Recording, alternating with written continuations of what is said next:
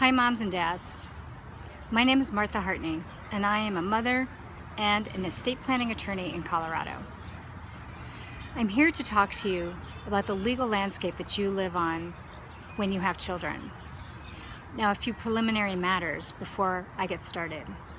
One is, this webinar does not constitute the establishment of an attorney-client relationship. For that, you will need to contact your own attorney, meet with them, and engage in an attorney-client relationship. I am an attorney and a mother out of Colorado. For 6 years, I've been doing estate planning for families with children still at home. That is my passion, and it is my great honor and pleasure to do that work. I'm here to help you understand the legal landscape that you live on as a parent in America today. That's what we'll take probably the next 10 to 12 minutes discussing, so that you have an understanding of what happens to children in an emergency situation and what happens in the long term if you're unable to care for them. So let's get started. We've served hundreds and hundreds of families, and when I meet with parents, the very first concern every single one of them has had is, what happens to my kids if something happens to me? And I just want to make sure that my kids are okay. And I'm going on a trip and I'm nervous about not coming back. What happens? So let's break it down. If you leave your kids in the care of someone else and you don't return, the fundamental principle that is in operation first and foremost is called the parens patriae power of the state. Parens patriae means parent of the nation. It's not embedded in any statute. It's just a principle that exists in American law and is a holdover from probably English common law. Parens patriae, meaning parent of the nation, is the power under which the state will take custody of our children and make sure that they are protected and cared for if the parents are unable to do so. So you've heard of the term ward of the state. Well, that's what that means. Because right after you, in line of authority of your children, is the state. So who is the state? Who shows up as the state in that scenario? The state, as a matter of law, family law is a state matter. It's at the level of each individual state, is where children's law and family law exists. Each state has agencies that are empowered and enabled to step in when children are not cared for. So we see this mostly in abuse, neglect, or addiction cases. However, there are occasionally scenarios where otherwise fit and functioning families need the care and help of the system. And that's when something happens to parents, because right after a parent is the state. Now, in an emergency situation, it will generally show up as police or sheriff in the area, who will send a squad car out to the last registered address for a family, or will search for children. Or if your sitter or your school starts to panic and realize that you're not coming back, they'll make a call to a police station, or to possibly even 911. So a knock is going to be had at the door. Someone is going to be at the door wearing a police uniform and a badge, asking to check in on the children and find out if they're safe and secure. The next question is, from a police officer to the people who are caring for your child or children, do you have authority to keep these kids? And the answer is probably going to come back, I don't know.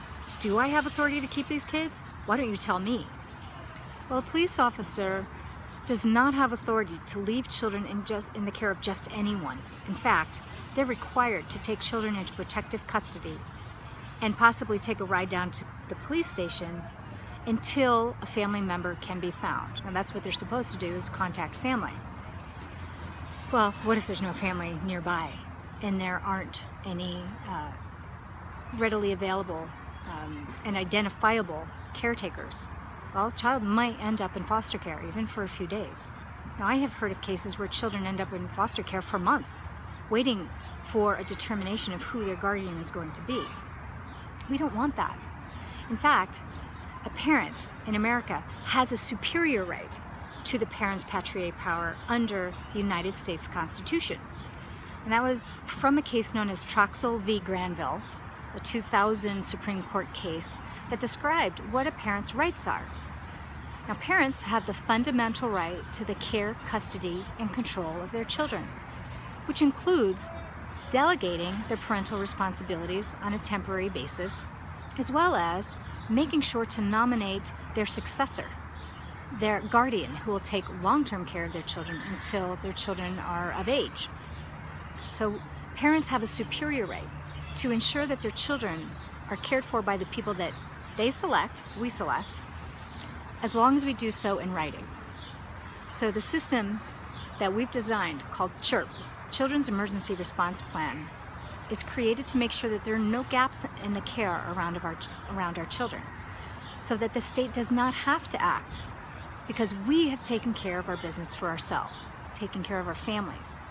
We do that through several legal documents, as well as a system to make sure that our short-term responders, our parental delegates, know what to do in an emergency situation, know how to answer the question of a police officer if they have the authority to keep legal custody or take legal custody of our children. And the answer was yes, because they can show it. And that we make sure to appoint our successors, our long-term guardians, so that a court can make sure that the person that we have picked to raise our children have legal authority to do that. Now, we take it farther. We make sure that first responders can identify that you have temporary parental delegates in place.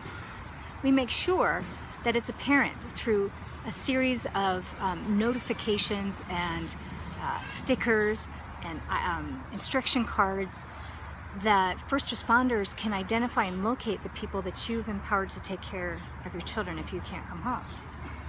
We also want to make sure that your long-term guardians know what their job is and how you want your children raised.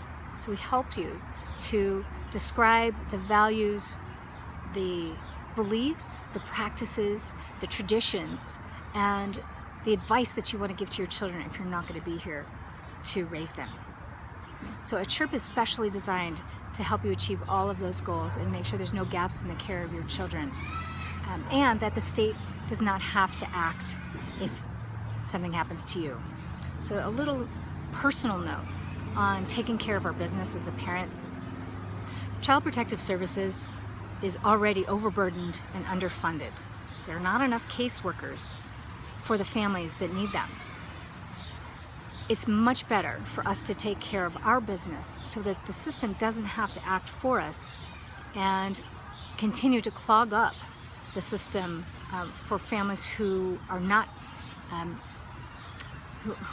subject to addiction, abuse, neglect. And there are so many families in America right now that are in chaos that need those systems. We should free them up by doing what we're supposed to do and taking care of our business. So we invite you to explore our website some more. We have a survey if you'd like to take it below. If you scroll down, there's a survey that will help you understand how urgent your children's need is for a CHERP. There are 6 or so questions that will help you figure out if your need is red hot, very urgent, get one in place right now, pretty hot, warm, or lukewarm and not really needed at all. So please take our survey. We'd love to hear from you about your opinion on how these plans can work even better. If you have any ideas, we're happy to take them. You can email support@mychirp.net. I look forward to helping you serve your families more deeply, to relieve you of the worry of what happens to your kids if something happens to you, to make sure that you know what that is. Thank you.